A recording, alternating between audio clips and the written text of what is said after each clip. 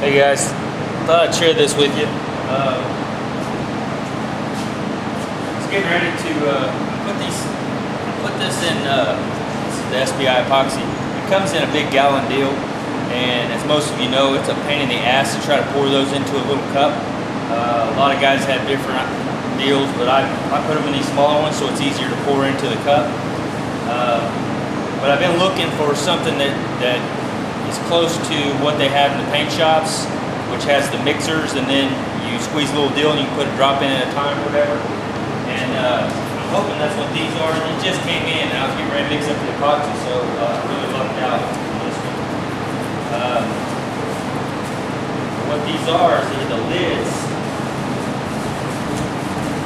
to a can about this size. I'll slice my hand off. Yeah. So, got this little crank on top. Get you up close here. Got this little crank on top so you can mix the paint. And it goes on to your quart can. And then you squeeze this back and it's just like the ones that they have at the paint shop or at the body shops. And as far as I know, you can leave that on there, it seals it up, and you don't have to sit and mess with the can anymore. When you need it, you just, stir a little deal up by hand. And of course with the epoxy, you may need to go ahead and pop this top off and go ahead and mix it because it likes to get stuck to the bottom and stuff. But yeah, it's kind of a cool little design deal there. And so I bought a couple of them. That way I can have one on a couple different cans. But if I like them, I may buy, 4 or 5 of them, put them on, just different paint, different things like that, clears and different things. So, all right, I thought I'd share that with you. I'll bring you back when I pop this on the can and see how it looks. All right, guys, there it is. This adjusts up and down so you can kind of mix it all throughout. You crank that and it's got the little deal inside, so it stirs up your paint. I went ahead and mixed it up a little bit with the stir stick before I put the lid on. But these just lock and unlock and pop right off, so you can mix more up. And it seems like a pretty good setup. I mean, I haven't used it yet, but we'll see. But yeah, it's got this little deal, so I can just, I like, perfect example. This stuff right here. I've got this. You see how shiny that is, man. I spilled this because it just chugs and goes down the side. And, man, I don't want to waste this stuff. This stuff's expensive, so you can see it's discolored and all that from trying to pour it. I know they make other pour spouts and stuff, but I hadn't got around to getting one, so that little deal there I think is going to work out pretty good for me. So I'll probably put this in another one of those quart cans and put Part B activator on it and go from there. Hopefully that'll work out and I can mix it up a little more precise by using this guy, because when you're dumping it in the mixing cup, you just dump a little bit, and if it tries to chug, then you know what I'm talking about. It's just a pain in the butt. So these things right here really work well, at least at the paint shop, and I'm guessing these probably will do about the same. So, and the good thing is I can just slide it and put it back in my cabinet when I'm done with it and don't have to worry about having to reseal the can and the whole thing. So anyway, I'll share that with you. I'll talk to you guys in a little bit.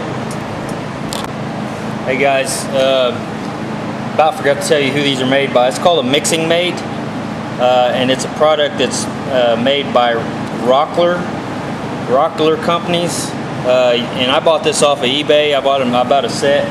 I paid probably $22 or $24, I think, for both of them with shipping and everything. They're not cheap, but if they work, they're going to save money in the long run of all the product that I've wasted dumping all over the place. So yeah, you can get them on eBay. You can go straight to their website and order them.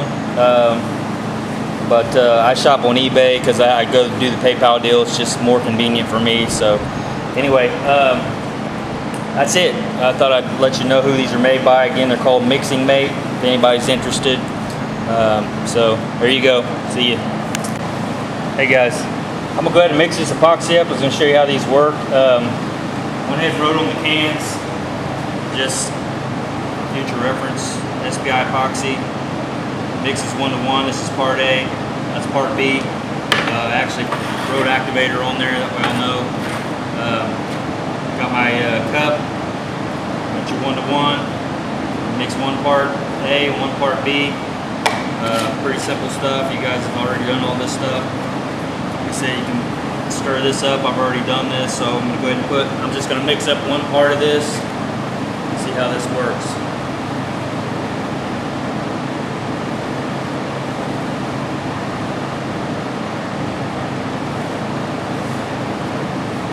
Man, that's so much nicer. Look at that. No dripping. That's exactly one part. That worked out perfect. Same with this. Stir it up if you want. It's already kind of mixed up, so we're good to go. Now go up to the one. This stuff.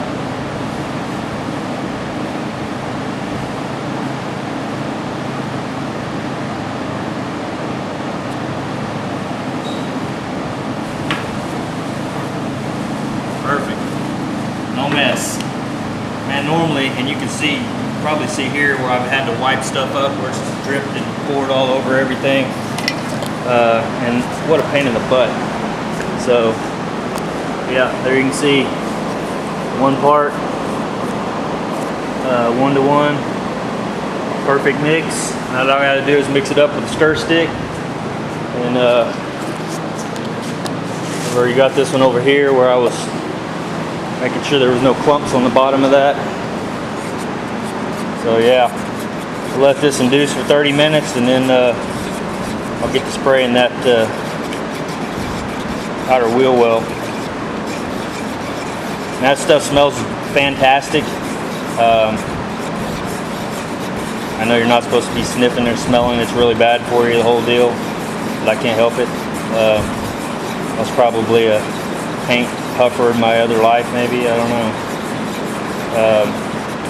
I'm just kidding. I do like to smell all this stuff. I've always liked the smell of gasoline, and rubber off of tires burning at the drag strip, and all the stuff that's really bad for you. I really like the smell of all that stuff. Smoke, love the smell of smoke. Wood burning, any of that kind of stuff. Of course, that stuff's all toxic and lethal and kill you and the whole deal. So, yeah, I don't expect my life expectancy is probably going to be too awful long. They say firefighters, back when I came on, they said firefighters' life expectancy was 66 years old. But now with all the, that was before they started wearing, you know, the SCBA and which is self-contained breathing apparatus. So I think that's upped our life expectancy some, but you know, when we do overhaul and stuff like that in the fires, a lot of guys strip those things off and don't wear protection, and you're still breathing in all those hydrocarbons and all the plastic stuff and all the just lots of bad stuff. But you know, firemen got that attitude where we're badasses. We can handle it. You know, the snot running down your face and all that. That's, you know, that used to be cool, but now we're figuring out that it's causing cancer and everything else. So as a captain, it's my job to make sure guys, you know, take care of themselves. So I've kind of changed my attitude on some of that stuff. You know, being so gung-ho. You know, I'm still gung-ho, but it's more focused on safety and taking care of my people. I want to see them, you know, be able to enjoy their grandkids and stuff. So anyway, at least that's my attitude on it. So when we do overhaul and stuff, I usually wear at least an N95 mask, or I've even got one of the paint masks that I wear. Of course, a lot of guys make fun of me for wearing it, but I don't care, you know. When I retire, hopefully I'll get to live a little longer than 66 years old. So, but yeah, I'll wear those respirators in there and stuff like that if we're going to go ahead and pull the SBA off, you know. So anyway, I got that's the ADD for you. I just got off on a tangent, but I'll let this sit up for about 30 minutes, and it's 12:30 now. So about 1 o'clock we'll come back and start spraying this stuff. See you guys. All right, guys, I got the first coat of epoxy on. Made sure my pressure at the wall is about 120. I probably could have get it up a little bit higher, but that's what we got. I hate to run it up too high and start blowing lines and stuff.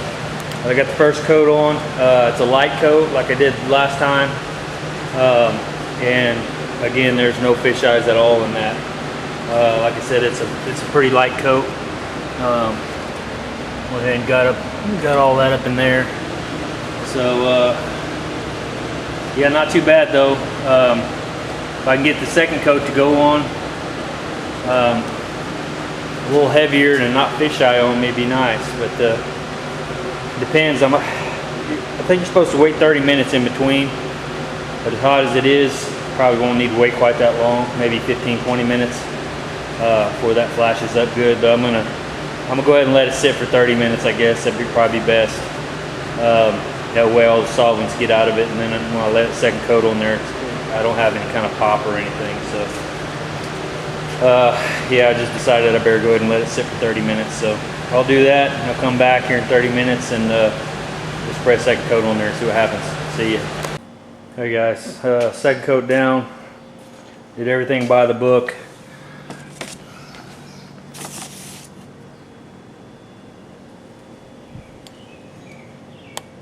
Looks like the moon. Craters everywhere. I don't get it. I'm so lost on why this is doing this. I don't get it. And here's the kicker too.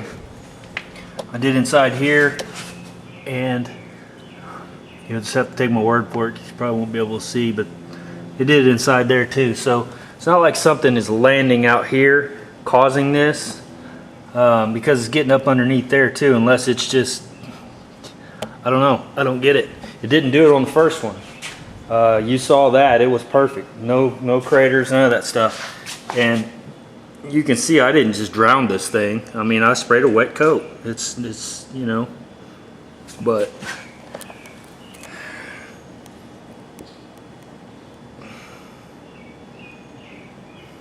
they're everywhere. I mean, it's not just little clusters this time. It's everywhere. Gun was clean. I don't get it. Like I said, why would it do it all the time? If it's coming out of the gun, out of the lines, why would it not do it the first time around? I don't know. I'm kicking around, just finishing up the metal work, getting all the gaps lined up, doing all that, and then sending it packing. Because, I mean, literally, I can't spray any epoxy on the outside of these panels and have it do that. If it does that, I mean, that's your base for your paint. You know, you got little craters all over it. Well, that's not going to work. And I don't want to start trying to fill that, you know, with Bondo and everything else, high build primer, just to get rid of the imperfections that I sprayed down in the epoxy myself. So I don't know. I don't even know what to say.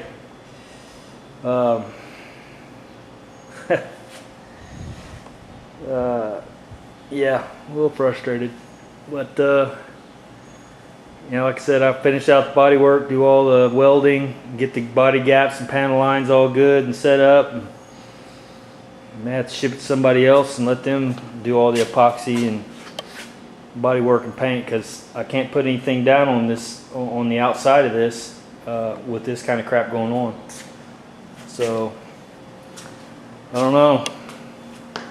Real frustrating, especially when I've done everything in here. I mean, you know, that's off, the fans were off, everything's, I had my deals set up over here where, I mean, this makes no sense. So I don't know. And what really makes no sense is the first coat laid down real fine, real nice. I said it was light, but now I'll go to spray that second coat down, and it's like I dumped a quart of oil all over it, you know, in between the first and second coat. So, all right, guys, I'll talk to you later.